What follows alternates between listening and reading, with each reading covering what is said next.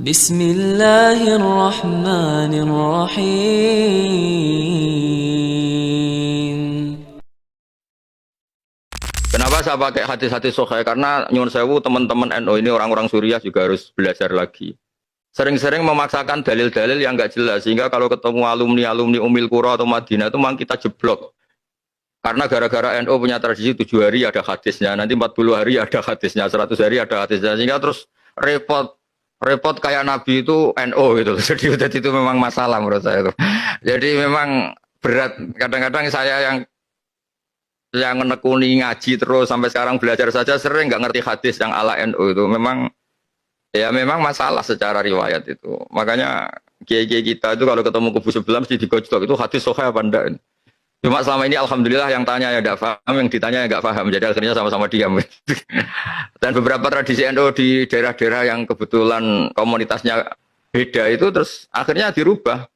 Kirim doa bersama atau apalah yang karena tradisi kita itu dituduh mirip Buddha, mirip Hindu, macam-macam. Makanya menurut saya, wong hadis sahih itu luas, ya kita tidak perlu dalil-dalil yang aneh-aneh, karena itu beberapa yang orang doktor hadis atau profesor hadis yang dari Ummil Qura atau dari Mekah itu, terus kita kelihatan tidak alim, kita kelihatan ngawur gitu. Ada beberapa keutamaan yang disebutkan dari membaca surat Yasin. Rasulullah sallallahu alaihi wasallam bersabda, "Innallaha tabaraka wa ta'ala qara'a Thaha wa Yasin qabla an yakhluqa Adama bi alfi 'am. Falamma sami'atil malaikatul Qur'ana qalu tuba li ummatin yanzilu hadza 'alaihim atau yunzalu hadza 'alaihim wa tuba li alsunin tatakallama bi hadza wa tuba li ajwafin tahmilu hadza."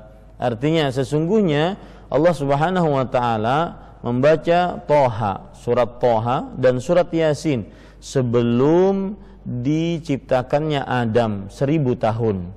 Ketika para malaikat mendengar Al-Qur'an, maka mereka berkata, sungguh baik umat yang diturunkan kepada mereka surat ini, dan sungguh baik lisan yang membicarakan atau menyebutkan ini, yaitu surat Thaha dan surat Yasin, dan sungguh baik badan atau seseorang yang menghafal surat ini. Hadis ini para ikhwan yang dirahmati oleh Allah Subhanahu wa taala adalah hadis yang lemah, yang tidak bisa dijadikan sandaran hukum sebagaimana disebutkan di dalam kitab Silsilah Al-Ahadits Adh-Dha'ifah ya pada nomor 1248. Kemudian juga dalam hadis yang lain, man dakhalal maqabir faqara'a surat Yasin khuffifa anhum yawma idzin wa kana lahu bi'adadin man fiha hasanat. Barang siapa yang masuk ke dalam pekuburan lalu ia membaca surat Yasin, maka diringankan atas mereka pada hari itu, maksudnya siksa kubur mereka. Wa kana lahu bi'adadin man fiha hasanat, dan ia akan mendapatkan, yaitu pembacanya akan mendapatkan sebilangan orang-orang yang dikuburkan di pekuburan tersebut. Ya, dia akan mendapatkan pahala sejumlah orang-orang yang dikuburkan di pekuburan tersebut. Jadi kalau seandainya yang dikuburkan di pekuburan tersebut 500 orang, maka dia akan mendapatkan 500 hasanah. Hadis ini disebutkan di dalam kitab Silsilah Al-Hadits Adh-Dha'ifah pada nomor 1246, dan hadisnya adalah hadis yang palsu. Ya, hadisnya adalah hadis yang palsu. Kemudian ada riwayat yang lain, inna likulli syai'in qalban wa qalbul Qur'an Yasin wa man qara'a Yasin kataballahu lahu biqira'atiha qira'atal Qur'ani 10 marrat.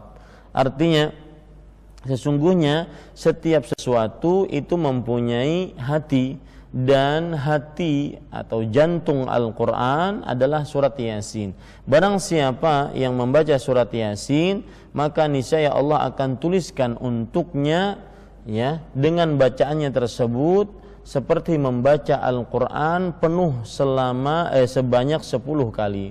Jadi seperti orang yang menghatamkan Al-Quran, ya, seperti orang yang menghatamkan Al-Quran.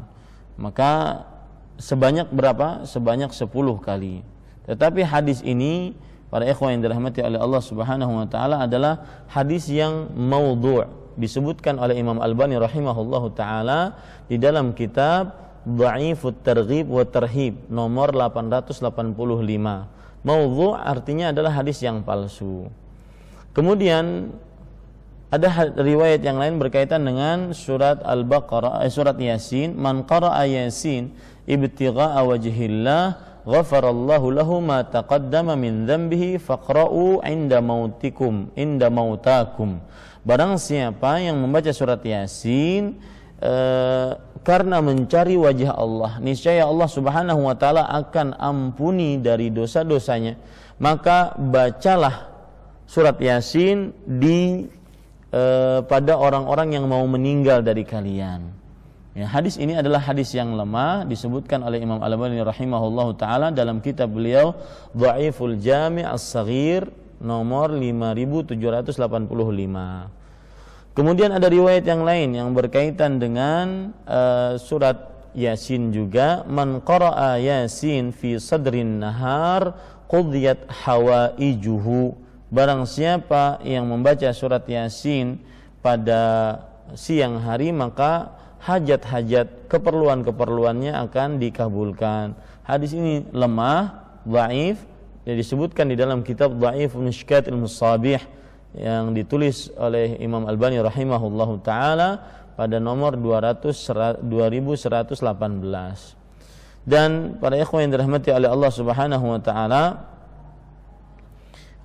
sekarang kita menyebutkan, bahkan sebelum saya menyebutkan yang lain, sebagian ulama mengatakan tentang keutamaan surat Yasin, seluruh riwayat-riwayat yang menyebutkan tentang keutamaan surat Yasin ya tidak lebih daripada lemah atau palsu. Tidak lebih, riwayat-riwayatnya adalah riwayat yang lemah atau palsu.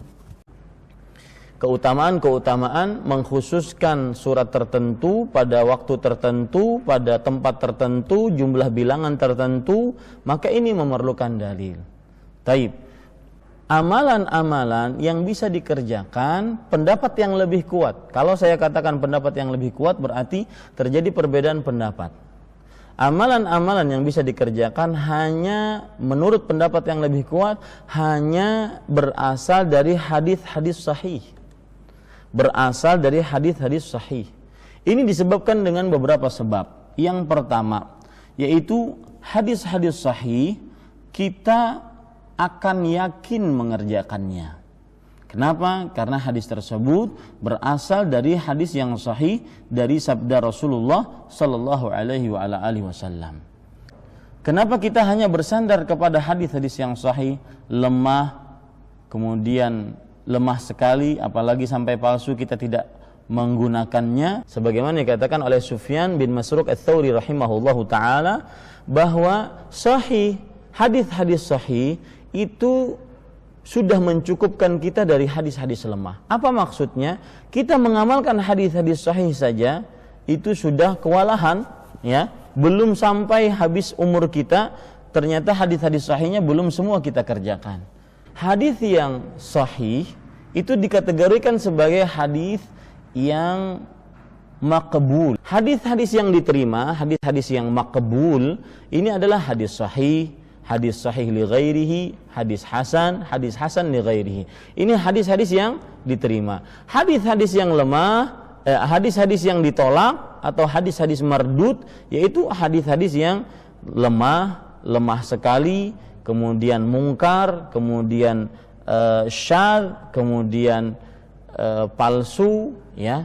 Nah, ini berarti hadis lemah tidak bisa digunakan. Kenapa? Karena dia termasuk adalah bagian hadis yang ditolak, tidak bisa dikerjakan.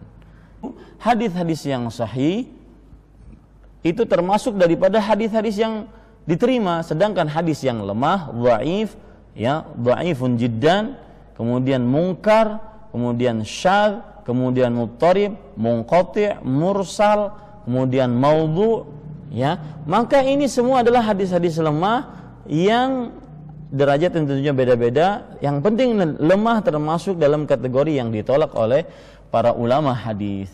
Jumhur ulama yang mengatakan boleh mengamalkan hadis sahih, hadis lemah, tetapi dengan syarat, mereka mengatakan bahwasanya syaratnya adalah tidak boleh berkeyakinan ketika mengamalkan hadis lemah tersebut Rasulullah SAW mengerjakannya, karena itu masih menunjukkan keraguan-raguan.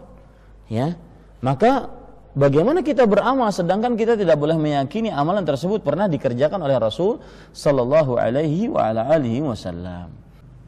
Dan ulama yang membolehkan untuk mengamalkan hadis-hadis yang lemah, mereka mengatakan bahwasanya asalkan lemahnya tidak terlalu lemah, ya, dan asalkan juga, ini syarat-syarat mereka, asalkan ada hadis sahih yang menopang atau menjadi dasar dari hadis lemah tersebut.